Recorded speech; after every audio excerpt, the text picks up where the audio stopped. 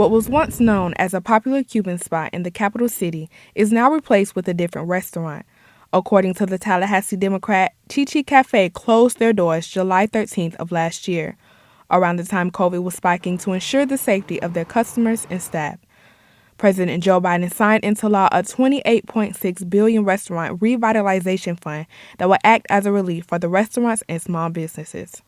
Senior Vice President of the Florida Restaurant and Lodging Association speaks about this fund. This is a dedicated fund of about $28.6 billion of federal money that is being made available specifically to restaurants to help them in this incredibly difficult time. Restaurants like the Iron Daisy closed their doors due to employees testing positive for COVID last year, which did affect the restaurant financially.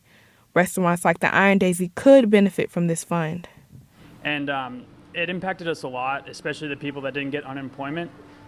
And because of that, we had to reopen eventually just to make sure that we could eat and survive. Senior Vice President of the Florida Restaurant and Lodging Association highly encourages these businesses to apply.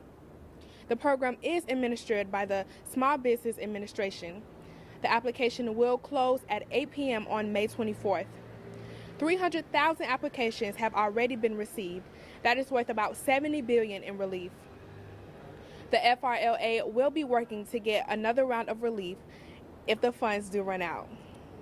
In Tallahassee, Florida, I'm Breasia Russ, FAMU News 20. Home builders are shocked at the increased price of building supplies.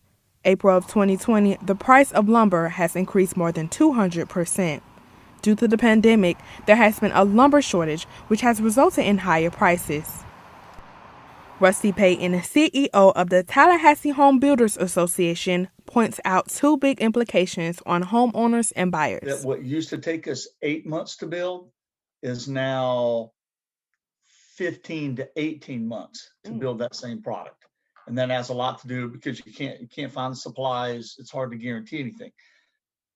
Secondly is the cost implications of things like lumber, because right now when we go to contract, or I say many of our members go to contract for a new home, they're getting lumber prices for like 5 days or 5 hours even. There's no way they can predict exactly what that lumber price is going to be. Big businesses like Home Depot and Ace Hardware are also impacted from the price increase of supplies.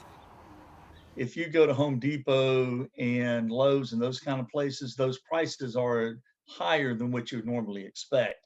Not only has this increased price of lumber affected the stores, but has also impacted home buyers.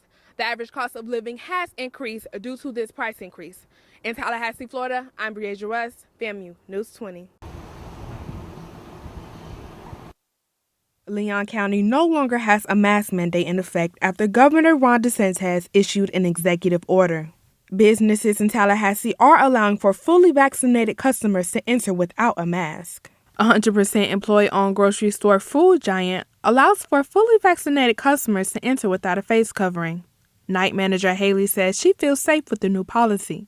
I feel pretty good. I just keep my distance. As long as you keep your 6 feet distance, I feel like you're good. I mean, we have the plexiglass that's in front of each register so our cashiers aren't close.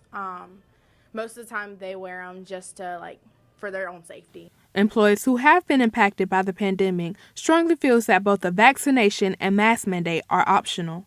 Store manager Courtney Durden says her family was affected by COVID-19. Currently, we're following the state guidelines of optional masks based on if you've had a COVID vaccination or not.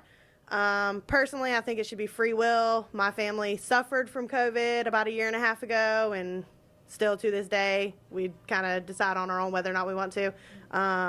We don't ask any of our customers. It's totally optional. As far as employees, if our employees have been vaccinated, they also can follow the same state guidelines, and same thing, we don't ask them as well. So right now, we're just kind of going with the state and what we need to do as far as HIPAA. In accordance with the U.S. Centers for Disease Control and Prevention guidance, face coverings are now optional for fully vaccinated individuals inside public stores unless required by a state or local order. A fully vaccinated Publix customer says he will continue to wear his face covering while shopping. Yes, I'm fully vaccinated, but I suppose I still wear a mask when I go in out of force of habit, I guess, after the past year. I also had the pleasure of speaking with a fully vaccinated loyal Publix customer, Suzanne Reed, who says she enjoys seeing the unmasked smiles of customers.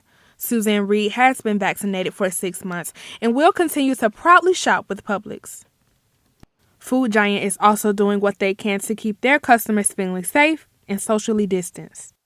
Shopping centers like Publix are allowing for fully vaccinated customers to enter without a face covering, where shopping is a pleasure. In Tallahassee, Florida, I'm Bria Jerez, FAMU News 20.